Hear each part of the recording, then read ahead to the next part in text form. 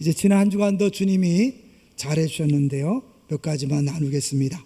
제일 먼저 이제 우리 교회 그 건물을 페인트 칠하는 분들이 있었어요. 근데 이분들 알고 봤더니 한 패밀리가 하더라고요. 제가 그 모습을 보면서 이제 우리 교회가 정말 꿈꾸는 셀 교회가 돼가고 있구나라는 생각을 했어요. 진정한 셀 교회는 위에서 막 지시하고 명령하는 게 아니라 각 셀에서 성령의 감동을 받아서 일하는 거거든요.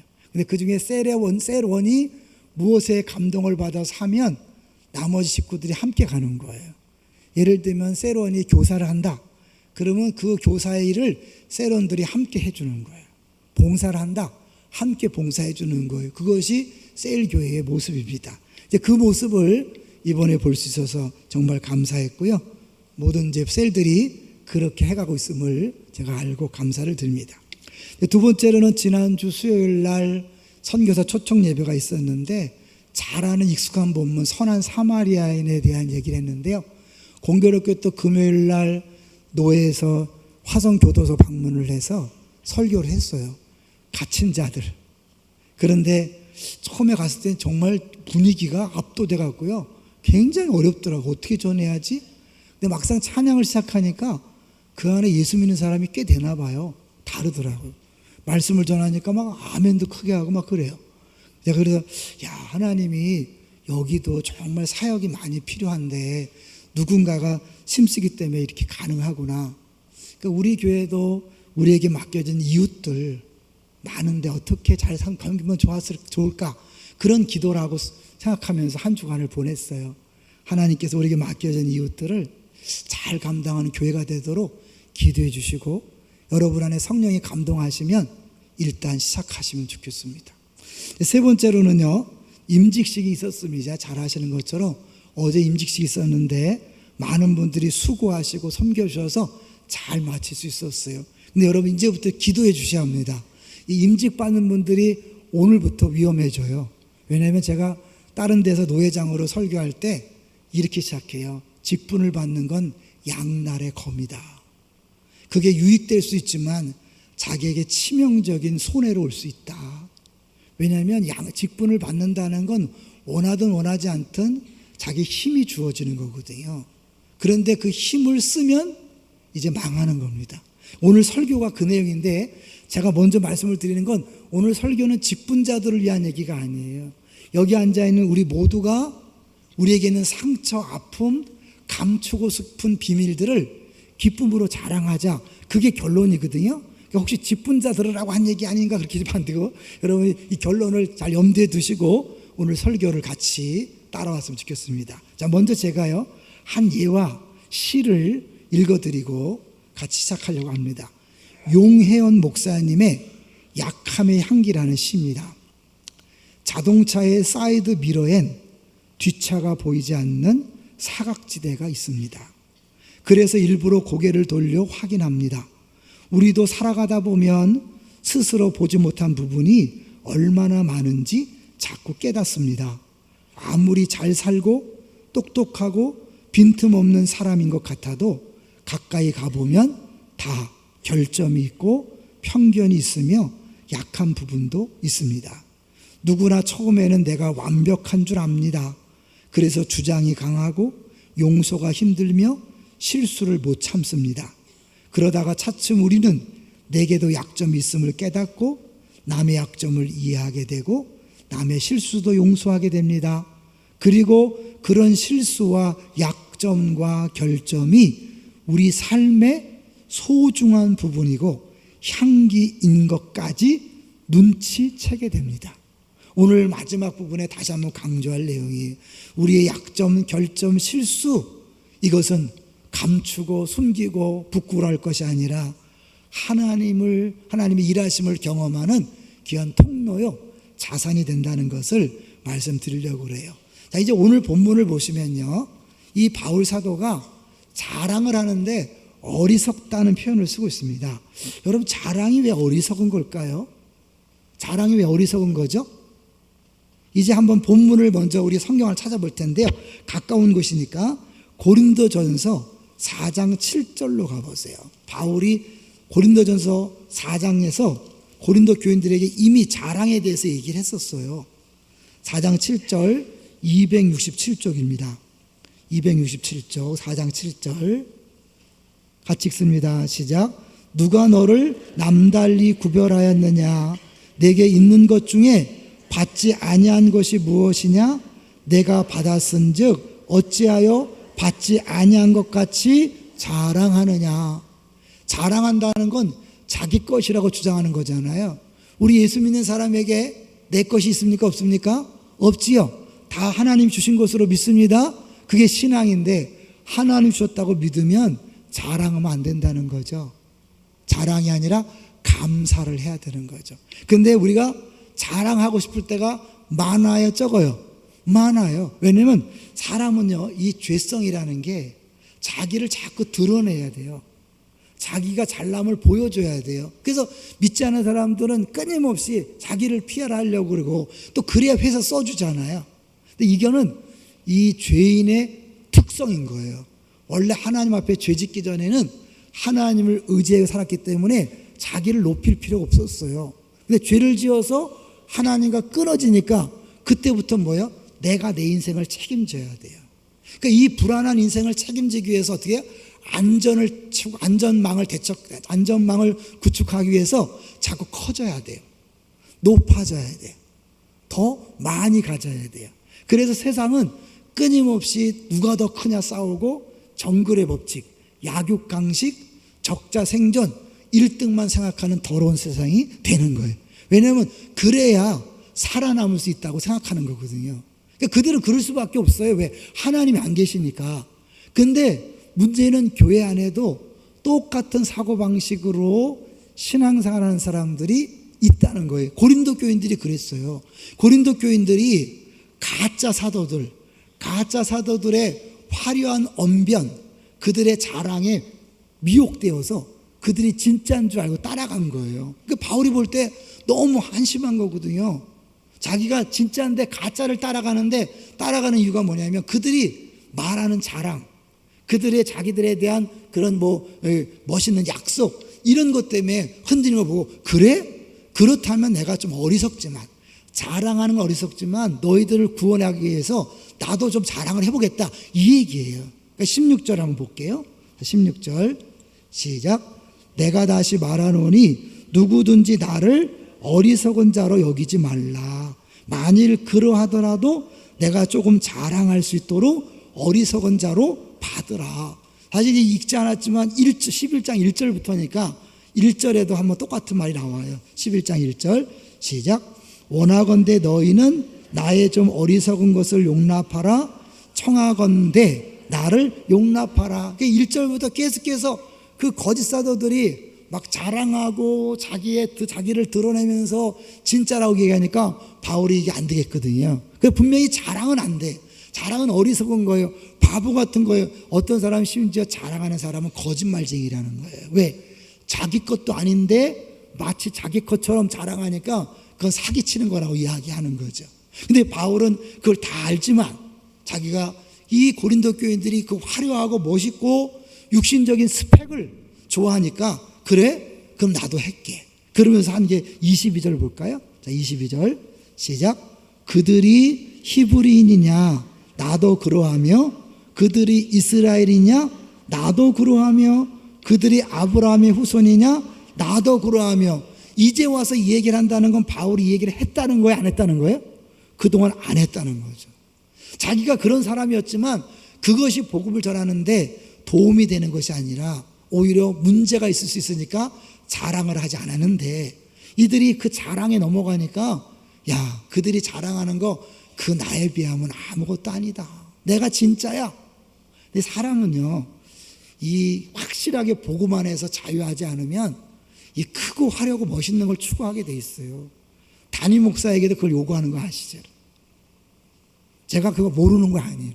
전 경험했다 그랬잖아요. 제가 안산동산교회에서 7년 동안 중등부할 때 정말 세게 했어요. 제 얼굴에 센 거 안 보이죠? 저 무서웠어요. 굉장히 무서운 사람이었어요. 말이 안 통하는 일방통행의 리더였어요. 그러니까 일은 돼요. 일은 잘 돼요. 일사불란하게 잘 이루어져요. 그리고요, 세게 가니까요, 센 사람들이 모여요. 안산동산교회 센 사람들이 중등부에 다 모인 거 아세요? 전도 잘하는 사람들, 그야말로 말 잘하는 사람들, 한가닥 하는 사람들이 모이기 시작하더라고요. 그러더라고요. 사람은 아무래도 눈에 보이는 화려한 거, 뭔가 있다고 느끼면 끌리게 되어 있어요. 이 당시에도 가짜지만 이들이 자기 자랑을 하고 큰 소리치고 번영에 대하여 성공에 대해 약속하니까 따라간 거예요. 근데 따라가다 보면 어디까지 가냐면요, 한번 20절을 보세요. 얼마나 어리석은 자리까지 가는가. 20절 시작. 누가 너희를 종으로 삼거나 잡아먹거나 빼앗거나 스스로 높이거나 뺨을 칠지라도 너희가 용납하는도다. 여러분, 이단을 섬기는 사람들 보면 이단 교주가 너무 허무맹랑하잖아요. 우리가 볼 때는요, 어떻게 저걸 믿지? 근데 그 이단에 빠진 사람들은요, 그걸 이상하게 안 봐요. 심지어 자기를 때려도 그걸 모욕을 생각하지 않고 신성한 터치, 좋다는 거죠. 욕을 해도 뭐야? 자기가 특별히 지목당해서 관심받았다고 좋아해요. 이게 사실은 한번 어리석은 자리에 들어가면 종이 되는 거예요. 그 어리석음의 종이 되는. 그래서 어떻게 막 뺨을 때리고 종살이 시키고 무시해도 그걸 어떻게 해요? 좋아한다는 거예요. 그러니까 사람이 한번 어리석음에 빠지면 한이 없는 거예요. 그러니까 바울이 너무 안타까우니까 니네 안 되겠다. 내가 어리석지만 나도 한번 자랑할게. 그러면서 이제 자기의 신분뿐만 아니라 23절부터 자기가 고생한 얘기를 쫙 하는 거예요. 야, 누가 진짜냐? 그들이 입만 벌려고 자랑하는 거하고 내가 고생한 걸 한번 비교해봐라. 그 복음을 전하면서 어마어마한 고통당한 이야기를 쭉 하는 거예요. 23절 한번 읽어볼까요? 23절 시작. 그들이 그리스도의 일꾼이냐? 정신없는 말을 하거니와 나는 더욱 그러하도다. 내가 수로를 검치도록 하고 옥에 갇히기도 더 많이 하고 매도 수없이 맞고 여러 번 죽을 뻔하였으니 왜? 더욱 그러하다. 일꾼이냐? 정신없는 말을 하거니와 미친놈, 미친 소리 하고 있네, 그런 거예요. 헛소리 하고 있네. 야, 내가 어떤 일이 당했는지 알아? 난 이렇게 하고 이렇게 한 거야. 그들이 그거 했냐? 안 했잖아. 말만 번지를 하지 그렇게 하지 않았잖아 라고 그렇게 하는 거예요. 근데 이제 바울이요, 쭉 자랑을 하다가 자랑 아닌 것 같은 것도 해요. 자, 볼까요? 30절부터 볼게요. 30절 시작. 내가 부득불 자랑할진대 내가 약한 것을 자랑하리라. 자랑은 강한 걸 자랑하는 거잖아요. 남보다 뛰어난 걸 자랑하잖아요. 근데 왜 약한 걸 자랑할까요? 31절 시작. 주 예수의 아버지 영원히 찬송할 하나님이 내가 거짓말 아니하는 것을 아시느니라. 그리고 정말 약한 것 32절 33절을 이야기하는 거예요. 32절 33절은 아무리 봐도 자랑거리가 아니에요. 부끄러운 거지. 읽어볼게요. 32절 시작. 다메섹에서 아레다 왕의 고관이 나를 잡으려고 다메섹 성을 지켰으나 나는 광주리를 타고 들창문으로 성벽을 내려가 그 손에서 벗어났노라. 무슨 내용이에요? 자기가 위험에 처서서 광주리 타고 몰래 도망갔다. 자랑이 아니죠. 내가 고난에 맞서서 당당히 감옥에 갇혔다. 내가 두들기 맞았다. 난 죽음을 무릅쓰고 앞으로 갔다. 그게 아니라 뭐예요? 광주리 타고 몰래 도망갔어. 우리 같으면 숨기고 싶은 이야기를 굳이 밝히는 이유가 뭘까요? 사실 바울은 남들이 볼 때 정말 부끄러워하고 지워버리고 싶고 애들 말로 리셋, 나의 과거를 싹 다시 새롭게 하고 싶은 그런 부끄러운 일들을 자랑한다는 거예요. 왜? 그것이 유익이 되니까. 어떤 유익이 있을까요? 한번 9절을 보겠습니다. 자, 9절 시작. 나에게 12장 9절이에요. 12장 9절 죄송합니다. 12장 9절 시작. 나에게 이르시기를 내 은혜가 내게 족하도다. 나는 내 능력이 약한 데서 온전하여 짐이라 하신지라. 그러므로 도리어 크게 기뻐함으로 나의 여러 약한 것들에 대하여 자랑하리니 이는 그리스도의 능력이 내게 머물게 하려 함이라.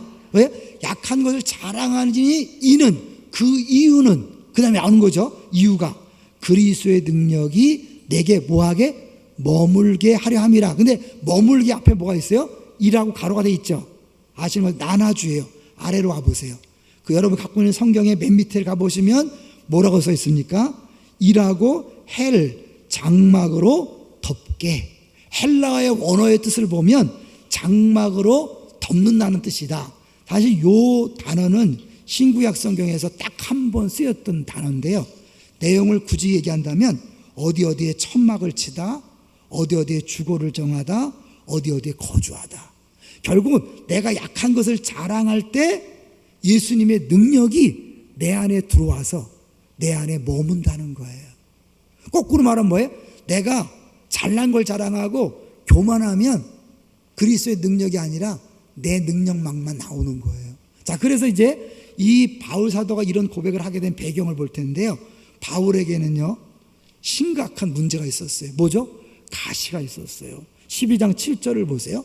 12장 7절 시작. 여러 계시를 받은 것이 지극히 크므로 너무 자만하지 않게 하시려고 내 육체의 가시 곧 사탄의 사자를 주셨으니 이는 나를 쳐서 너무 자만하지 않게 하려 하심이라. 얼마나 힘들고 어렵냐면 사탄의 사자를 줬다 그래요. 그러니까 하나님의 일을 방해하는 거예요. 복음을 방해하는 거예요. 어떤 사람은 이 가시를 바울이 안지를 알았을 것이다. 눈병이 것이다. 정확하진 않아요? 아니면 간질, 몸의 간질, 발작을 일으키는 간질이었을 것이다. 이렇게 상상을 하지만 정확히 나와 있지는 않아요. 분명한 것은 바울이 사단의 사자라고 표현할 정도로 너무 자기의 사역을 방해하는 어렵고 힘든 거였어요. 바울이 기도했어요. 몇 번 기도했나요? 3번 했어요. 8절을 볼까요? 8절 시작. 이것이 내게서 떠나가게 하기 위하여 내가 3번 주께 간구하였더니. 3번은 뭐예요? 3번 기도했다는 걸 끝나나요? 예수님이 겟세마네 동산에서 3번 기도하셨어요. 이건 뭐예요? 응답 받을 때까지, 주의 음성을 들을 때까지 기도한 거죠. 그랬는데 3번 간구했는데 결과적으로 가시가 해결됐습니까? 해결되지 않았습니까? 안 됐어요. 여러분, 우리가 착각할 때가 많이 있어요. 내가 열심히 기도하면 암이 분명히 금방 날 것이다. 아니, 안 날 수도 있어요. 내가 기도하면 우리 아이가 금방 변할 것이다. 안 변할 수 있어요. 내가 기도하면, 간절히 기도하면 사업이 해결될 수 있을 것이다. 안 될 수도 있어요. 그거는 하나님의 능력이 없어서가 아니라, 사랑하지 않기 때문이 아니라 또 다른 계획이 있는 거예요. 바울에게 그 가시를 제거하지 않으신 이유가 뭐라 그랬어요? 자, 9절을 보겠습니다. 9절 시작. 나에게 이르시기를 내게 은혜가 내게 족하도다. 이는 내 능력이 약한 데서 온전하여 짐이라 하신지라. 거기까지만 볼게요. 결국 예수님의 능력이 나타나게 하기 위해서 사실은 그 가시를 남겨뒀다는 거예요. 자, 그것은 뭐냐면 결국 7절을 다시 제가 저 혼자 읽어볼게요. 7절 제가 읽을게요. 여러 계시를 받은 것. 사실 12장 1절부터 6절까지는 자랑하기 위해서 어마어마한 계시 받은 내용을 이야기하려다가 구체적으로 이야기하지 않아요. 왜? 그걸 구체적으로 얘기했다가는 혹시 다른 부작용이 생길까봐 말만 꺼내고 안 하는 거예요. 내가 그런 사람이었다. 그러나 나에게 하나님이 자만하지 않도록 이 가시를 줬다고 얘기하는 거예요. 다시 제가 7절 읽을게요. 여러 계시를 받은 것이 지극히 크므로 너무 자만하지 않게 하시려고 내 육체의 가시 곧 사단의 사자를 주셨으니 이는 나를 쳐서 너무 자만하지 않게 하려 하심이라. 하나님이 너무 자만하지 않도록 겸손하도록 그렇게 그 고통을 놔두셨다는 거예요. 그러니까 우리 주변에 고통당하고 아픔당하는 사람들을 우리 식대로 해석하면 안 돼요. 하나님이 그를 통하여 일하시려고, 그를 통하여 하나님의 능력을 나타내시려고 하는 거예요.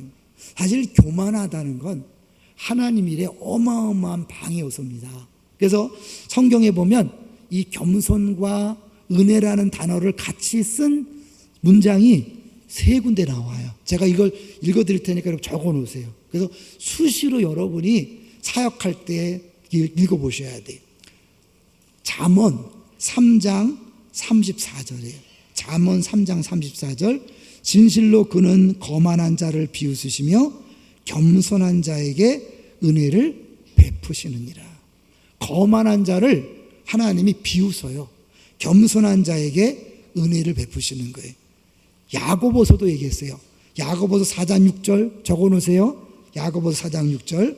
하나님이 교만한 자를 물리치시고 겸손한 자에게 은혜를 주신다.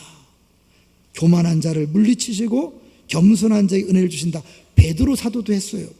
베드로전서 5장 5절. 하나님이 교만한 자를 대적하시되 겸손한 자들에게 은혜를 주시느니라. 자, 아까 잠깐 직분자 얘기했잖아요.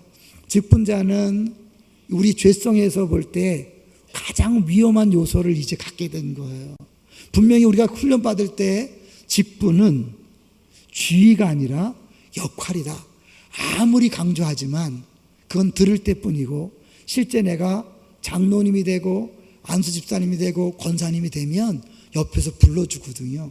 장로님, 권사님, 안수 집사님. 처음에는 어색해요. 그러지 마세요. 그러다가 장로님. 자기도 모르게 돼요. 자기도 모르게. 왜? 우리 죄성이 그래요. 그러면서 내가 뭔가 대단한 힘을 가진 사람으로 생각하는데 그게 나를 교만하게 만들면서 하나님의 은혜가 아니라 하나님이 대적하는 사람이 되는 거예요. 그럼 어떻게 해요? 차라리 직분을 맡기 전에는 겸손했으니까 은혜를 경험하던 사람이 직분을 맡으면서 교만해져서 하나님 은혜가 사라져요. 근데 그 한 사람만 사라지는 게 아니에요. 리더로 세움받았잖아요. 그 리더가 속한 공동체의 은혜가 사라지는 거예요. 그래서 여러분 저를 위해 기도해 주셔야 돼요. 제가 만약에 교만하면요, 하나님 저에게 은혜를 안 줘요. 그럼 어떻게 해요? 여러분 전체에게 은혜가 방해가 되는 거예요. 그런 의미에서 직분자들을 위해서 많이 기도해 주셔야 합니다. 저를 위해서 많이 기도해 주셔야 돼요. 담임 목사가 교만하기 쉬울까요? 부목사가 교만하기 쉬울까요? 당연히 담임 목사가 교만하기 쉬워요. 원하지 않아도. 그게 죄성이니까. 여러분 우리 직분자들이 어제까지는 겸손했는데 갑자기 오늘부터 될 수 있어요. 저도 어느 날 화가닥 뒤집어져 갖고 옛날로 돌아갈 수 있으니까요. 여러분 기도 많이 해주세요. 위험할 수 있어요. 그냥 사실 그러니까 한 사람이 겸손하게 낮아지는 건 뭐예요? 하나님의 능력이 나타나는 어마어마한 통로가 되는 거예요. 그 하나님이 바울을 통해 하나님의 능력을 나타나게 하려고 그를 어떻게 억지로 겸손하게 만드는 거예요. 억지로 자만하지 못하도록 강제로 가시를 줘서 그렇게 만드는 거예요. 그래서 때로는 하나님이 우리에게요, 정말 이해할 수 없는, 해석할 수 없는, 말도 안 되는 정말 부끄러운, 친척들에게 말할 수 없는 그런 약점들을 주셔요. 그렇게 오랫동안 신앙생활했는데 가난해요. 열심히 기도했는데 암이 안 떠나가요. 열심히 기도했는데 맨날 지질이 궁상 같아요. 그러니까 다른 사람한테 말할 게 없어요. 아니에요. 여러분 그 부분에 대해서 바울은 뭐예요? 자랑하라고 얘기하는 거예요. 자랑하라. 그게 왜요? 10절을 볼게요. 12장 10절. 오늘 본문 다시 12장 10절 시작. 그러므로 내가 그리스도를 위하여 약한 것들과 능욕과 궁핍과 박해와 곤고를 기뻐하노니 이는 내가 약할 그때에 강함이라. 내가 약함을 자랑해서 약해진 상태, 그때는 오히려 하나님의 강함이 나타나는 거예요. 약할 때 강함 대신에 나의 보배가 대신 주. 강조점이 뭐예요? 보배에 있어요. 보배. 여러분 우리는 다 질그릇이에요. 우리가 신나고 행복한 것은 우리 안에 예수님이 계시기 때문에 신나는 거예요. 믿습니까? 우리의 잘남, 학력, 외모가 아니에요. 예수님이 우리 안에 오셨기 때문에 우리가 새로운 피조물이 되었고 하나님이 사랑한다 말씀하시고 기뻐한다 말씀하시는 거예요. 동의하시죠? 근데 이 예수님이 안 계시다면 어떻게 되는 거예요? 질그릇을 자랑하는 거죠. 야, 내 질그릇은 안산 저 어디서 파온 거야? 난 질그릇이 아니야. 이 질그릇에 돌멩이도 섞였어. 막 이렇게 한다고 아무리 자랑해 보세요. 그 안에 보배이신 예수님이 안 계시면 말짱 도루묵이잖아요. 그러니까 그 얘기를 하는 거예요. 우리가 자랑하다가, 그릇을 자랑하다가 보배를 잃어버리면 안 되지 않느냐. 그러니까 내가 약함을 자랑하는 건 뭐예요? 보배가 보배에 대한 것이고 그 예수님 우리 안에 머물게 하는 거예요. 자, 이거를 빌립보서로 한번 가볼게요. 여러분 오늘 좀 찾아도 죄송해요. 이 빌립보서도 여러분 수시로 읽으세요. 빌립보서 빌립보서 3장으로 가보세요. 여러분이 자주 교만해지고 싶을 때 이 본문을 자꾸 만나시기 바랍니다. 빌립보서 3장 4절부터 볼 거예요. 빌립보서 3장 4절부터. 사실 이제 바울이 다시 한번 자기의 자랑 부분, 자랑할 게 얼마나 많은가를 이야기해요. 3장 4절 신약성경 321쪽입니다. 같이 읽어보겠습니다. 시작. 그러나 나도 육체를 신뢰할 만하며 만일 누구든지 다른 이가 육체를 신뢰할 것이 있는 줄로 생각하면 나는 더욱 그러하리니. 5절.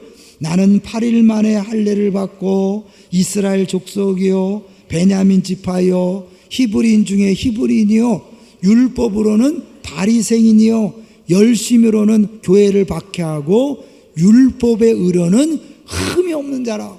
얼마나 완벽한지 알겠죠? 사실 스펙을 따진다면 바울을 따라갈 사람이 없는 거예요. 그런데요, 그렇게 어마어마한 그야말로 스펙을 7절. 그러나 무엇이든지 내게 유익하던 것을 내가 그리스도를 위하여 다 해로 여길 뿐더러. 사실 바울이 자랑하는 것이 어리석다고 말하는 것은 하나님이 주신 것이니까 자랑하는 자체가 틀렸기 때문에 어리석기도 하지만 손해보는 장사라는 거예요. 왜요? 내가 내 자랑을 할 때 결국 가장 중요한 것을 잃어버리는 손해를 본다는 거예요. 뭐야? 내게 유익하던 것을 내가 누구를 위하여? 그리스도를 위하여 다 해로긴다.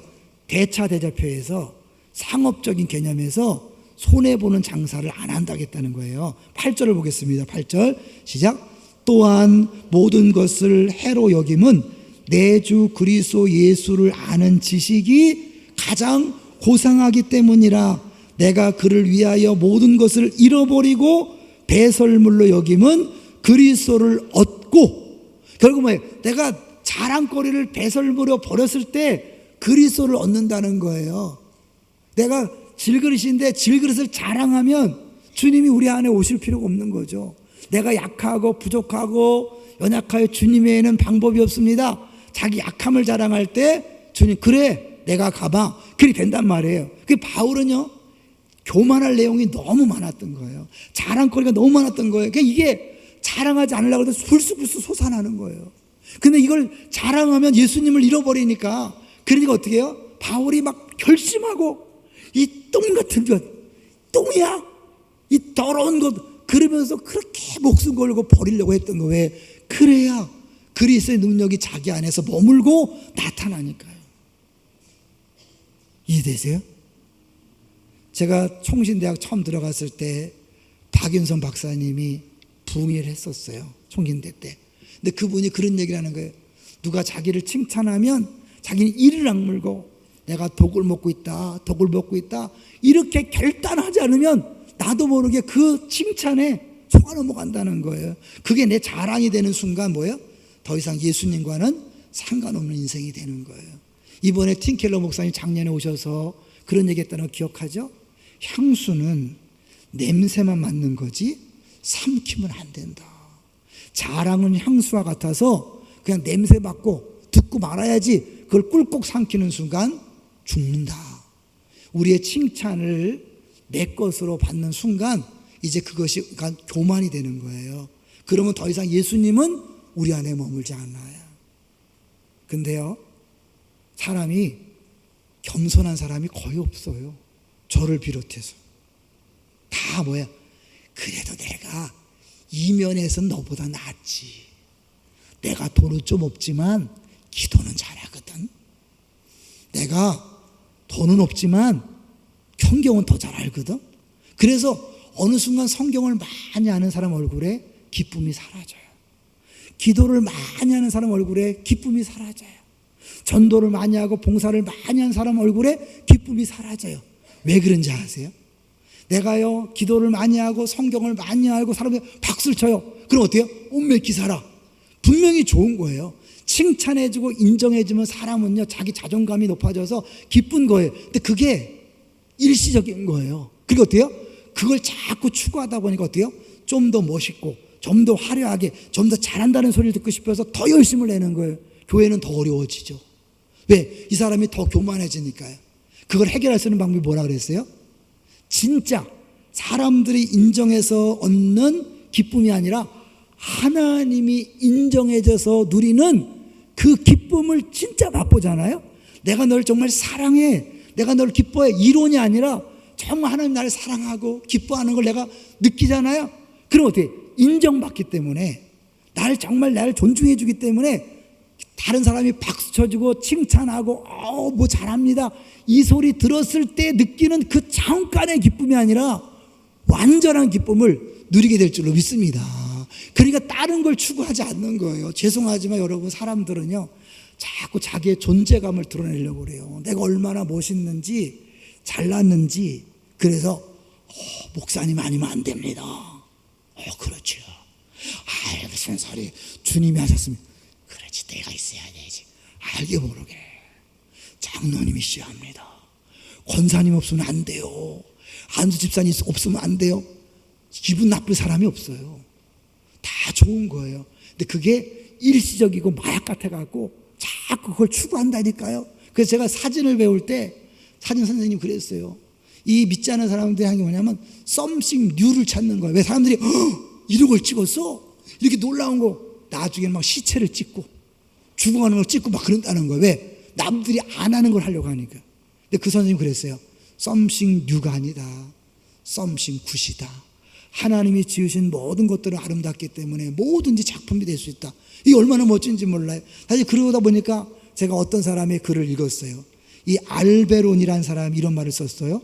새로운 것을 보는 것만이 중요한 게 아니라 모든 것을 새로운 눈으로 보는 것이 정말 중요하다. 그러니까 결국 사실 우리가 뭘 해서 막 박수 받고 인정받는 게 아니라 하나님이 나를 인정하시고 사랑하시고 나를 기뻐하신다는 그것으로 진짜 만족하면 사람들의 인정과 칭찬은 아무것도 아니니까 그것에 목을 매지 않는 거예요. 쓸데없이 힘주고 오버하고 뭔가 폼 잡지 않는 거예요. 동의하십니까? 그러니까 나 자유하죠. 다른 사람이 막 칭찬하는 것에도 자유하지만 또 뒷담화하고 비난하는 것에서도 자유할 수 있는 거예요. 왜? 그게 나를 어찌할 수가 없으니까요. 그러니까 교회 생활이 자유해지는데 그게 안 되는 사람은 뭐예요? 조금만 뭐하면 그냥 매 기사를 하다가 퍽 꺾어지고, 조금만 뒷담화 들으면 나 교회 안 나가, 막 교회 안에 막 이게 요동하는 거예요. 애기처럼. 이게 뭐냐면 아직도 주님이 나를 어떻게 보시는지를 모르기 때문에 그래요. 바울이 그걸 자꾸 경험한 거예요. 내가 어느 순간에 자랑하게 되고 교만하게 되고 높아지고 그러는 순간 예수님을 잃어버리는 거예요. 예수님이 내 안에 오셔야 그 예수님을 바라보는 하나님의 시선이 나에게 오는 거잖아요. 여러분, 예수님이 내 안에 오신다는 건 나를 보는 게 아니라 내가 아무리 죄를 짓고 나쁘고 현찮아도 나를 보는 게 아니라 내 안에 예수님을 보면서 하나님이 내가 널 사랑해, 내가 널 기뻐해, 이거는데 어느 순간 기쁨이 사라져요. 다윗이 죄를 졌을 때 기쁨이 사라진 것처럼 바울도 순간순간마다 기쁨이 사라지고 감사가 사라지는 걸 경험했을 거예요. 그리고 어떻게? 언제부턴가 똥을 먹인다, 배설물 먹인다, 이를 악물고 싸우는 거예요. 근데 이 직분자들이 불쌍한 거예요. 차라리 직분을 안 맡았으면 그런 싸움을 안 할 텐데. 제가 그 사실은요, 금요일날 밤에 잠이 안 오더라고요. 그전에는 몰랐어요. 4번 임직식 할 때까지 몰랐어요. 5번 하니까 이번에 임직 받는 사람들이 그렇게 불쌍할 수가 없어요. 저분들이 또 얼마나 홍역을 치를까? 자기도 모르게 올라갔다가 하나님이 자만하지 않도록, 자고하지 않도록 아픔을 주고 고통을 주는 그 고통을 얼마나 또 경험할까? 그래서 사실 정말 잠이 안 왔어요. 그래서 기도했어요. 하나님, 정말 이번에 임직자들은 진짜 양날의 검 중에 좋은 쪽으로 충성된 사람이 되게 달라고 사실은 기도했어요. 사실 이게 이 바울이 이런 고백을 하면서 그가 결론적으로 자기 약함 자랑한 게 뭡니까? 다시 우리 본문으로 갈게요. 본문으로 가보시면 이 고린도 후서 11장 32절 33절을 사실은 그가 자랑한 건 말이 안 되는 거예요. 다시 볼게요. 11장 32절 33절 같이 읽어볼까요? 시작. 다메섹에서 아레다 왕의 고관이 나를 잡으려고 다메섹 성을 지켰으나 나는 광주리를 타고 들창문으로 성벽을 내려가 그 손에서 벗어났노라. 저 부끄러워. 이거 지워도 되잖아요. 굳이 이걸 왜 쓰는 거예요? 그 많은 업적 중에 이 부끄러운 고백을 왜 쓰는 거예요? 바울은 비밀을 아는 거예요. 이 부끄러움을 자랑할 때 하나님의 능력이 나타난다. 여러분이 지금 숨기고 싶은 과거가 있어요. 이 얘기는 안 하고 싶은 것들이 있어요. 근데 그게 사실은 하나님이 주신 보물이에요. 여러분이 그걸 고백하고 그것을 자랑하고 그것을 나눌 때 하나님의 예비하신 능력이 나타날 줄로 믿습니다. 거꾸로 말하면 여태까지 내가 그것을 숨기고 말하지 않고 감추고 그렇기 때문에 얼굴에 그늘이 지고 누가 알까봐 두렵고 나눔하지 못하고 그래서 사실은 너무 시시한 인생을 살았어요. 그걸 여러분이 고백하고 나누고 자랑하는 순간 예수 그리스도가 그 안에 머물며 예수 그리스도의 능력이 나타날 줄로 믿습니다. 이거예요. 사실은 우리 교회에 처음 오시는 분들이 힘들어하는 게 있어요. 뭘 힘들어하죠? 나눔을 힘들어해요. 뭘 자꾸 나누라고 그러냐. 근데 그 나눔이 이 비밀이 있는 거예요. 여러분이 그 부족, 상처, 아픔, 과거의 고통을 나눌 때 그걸로 끝나는 게 아니에요. 다른 사람 나도 저 사람도 똑같이 어려워하고 그게 아니라 내가 나눌 때, 나의 약함을 자랑할 때 실제적으로 바울처럼 그리스도의 능력이 내 안에 텐트 치고 거하는 것처럼 내 안에 머물면서 그분이 실제로 일하시는 거예요. 이 머문다는 단어, 이 단어를 원어적으로 볼 때요, 내게 능력 주시는 자 안에서 내가 모든 것을 할 수 있다 할 때 그 할 수 있다로 연결이 되는 거예요. 하나님으로 다 할 수 있다. 하나님의 전능하심이 나타나는 통로가 되는 거예요. 반대로 내가 계속까지 그걸 품고 나누지 못할 때 여러분이 그만큼 손해를 보는 겁니다. 이번에 총신대에서요 어마어마한 일이 벌어지고 혹시 들으셨어요? 사실은 이 시중 방송에 나오면서 총신대학이 신학대학이 막 용역들이 동원돼서 막 싸우고 그런 모습이 났을 때 얼마나 부끄러운지 몰라요. 그래서 이제 그 정치하는 목사님이 감옥에 가고 새로운 총장을 선출하는데 앞이 안 보이는 시각장애인 목사님이 만장일치로 총장이 된 거예요. 그 내용에 대해서 저희 동기생이 쓴 것을 잠깐 읽어드릴게요.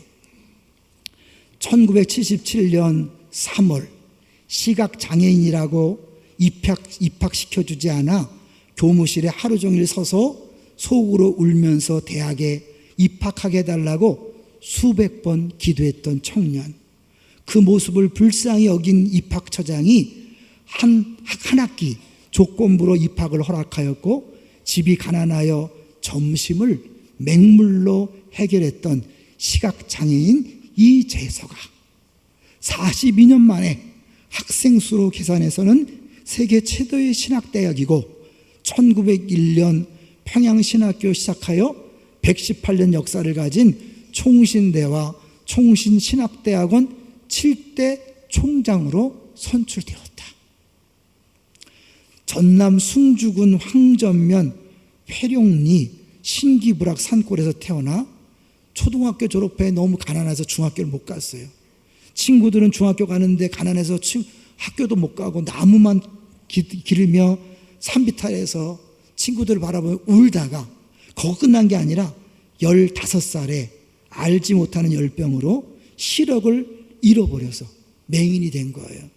그 충격으로 어머니는 돌아가시고 캄캄한 집에서 죽음 같은 절망을 1년 이상 견뎌야 했어요. 그러다가 다른 사람의 주선으로 이 맹학교에 입학을 한 거예요. 사실 어쩌면 이 눈을 먼 것이, 시각장애인이 된 것이 그에겐 살 길이, 만약에 눈이 안 멀었으면 계속 시골에서 거의 가난하게 살 뻔했는데 이 맹학교는 국립으로 다 학비를 전에 무료로 하니까 거길 가서 중학교 고등학교를 거치다가 고3 때 예수를 만납니다. 그리고 그 학교 고3학년 1973년 여의도 광장 빌리 그레함 목사님 선교 집회 때에 예수님을 영접하고 그의 삶에 목적이 생긴 것이다. 그전까지만 해도 늘 자살이라는 생각이 자신을 잡아당기고 있었지만 예수님을 영접한 이후 자살이라는 단어는 사라지고 살아야 할 이유를 가진 것이다. 그리고 깨달은 게 뭐냐면 그는 이제까지 자신의 최대의 문제가 시각장애와 가난이라고 생각했으나 예수님을 영접하고는 자신이 예수님을 알지 못했던 것이 최대의 문제였다는 것을 분명히 알게 된 거예요. 그래서 전도가 필요하다.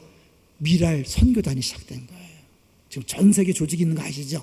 미랄 선교단이 이 장애인 목사님이 총신대학에서 시작됐고 지금은 전 세계 조직이 됐고 이 글을 쓴 사람은 그 미랄 선교, 미랄 세계 미랄의 부총재하는 친구가 이 글 쓴 거예요. 그러면서 이런 얘기를 해요.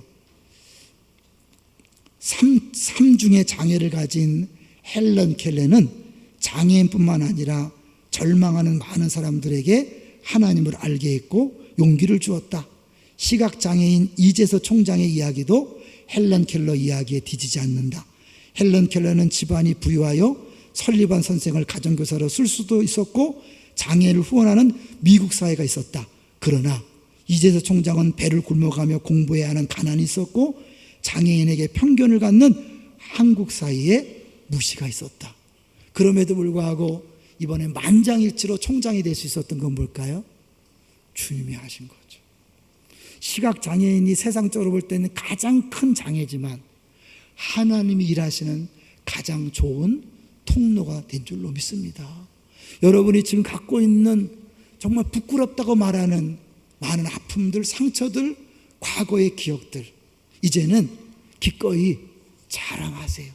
그러면 그것은 더 이상 여러분을 올가매는 붙들어는 그런 장애가 아니라 아픔이 아니라 여러분이 하나님 앞에 쓰임받는 통로가 될 줄로 믿습니다. 마지막으로 이게 우리의 연약함을 자랑한다는 게 뭔지를 4가지로 정리하고 마치려고 그래요. 첫째, 자랑한다는 것은 인정한다는 것이다. 현실을 받아들이는 거예요. 여러분 이제 인정하세요. 지난주 말씀드렸죠. 어르신들 실패한 인생이 아니에요. 여러분의 지금 인생은 주님의 작품입니다. 내가 안산에 왔을 때 사람들이 안 산다. 난 안산 살 사람이 아니라고 하는 사람 많이 있었어요. 아니에요. 그거는 예수를 모르는 소리예요. 여러분 지금 실패한 모습 그대를 인정하세요. 가난한 모습 그대를 인정하세요. 난 여기 있을 사람이 아니야. 아직도 예수를 모르는 사람이 인정하시는 거예요. 두 번째는 연약함을 감사하는 것입니다. 왜요? 주님이 허락하신 것이니까. 사단의 사자를 허락하신 것처럼 주님이 주셨다면 감사하는 거예요. 세 번째는 자신의 연약함을 적절한 상황에서 나누는 거예요. 나눔이 무서워서 양육을 안 들어오시는 분들이 있죠. 주님이 일하시는 기회를 막고 있는 겁니다. 네 번째, 하나님의 능력을 자랑하는 겁니다. 뭐예요? 나의 약함. 그럼에도 불구하고 여기까지 내가 왔습니다. 누가 하신 거예요? 주님의 은혜라고 얘기하는 거예요. 여러분이 지금 약함을 자랑할 때 여기까지 나를 인도하신 그의 크신 능력을 자랑하는 것이고 그 하나님 영광 받으시고 뿐만 아니라 계속해서 우리를 통하여 일하심으로 나도 하나님 크기의 은혜를 경험할 뿐만 아니라 내 주변 사람들도 나로 인하여 하나님 크기의 일을 경험하는 역사가 있을 줄로 믿습니다. 자유하세요. 이제 모든 그늘과 어둠에서 벗어나세요. 자랑하세요.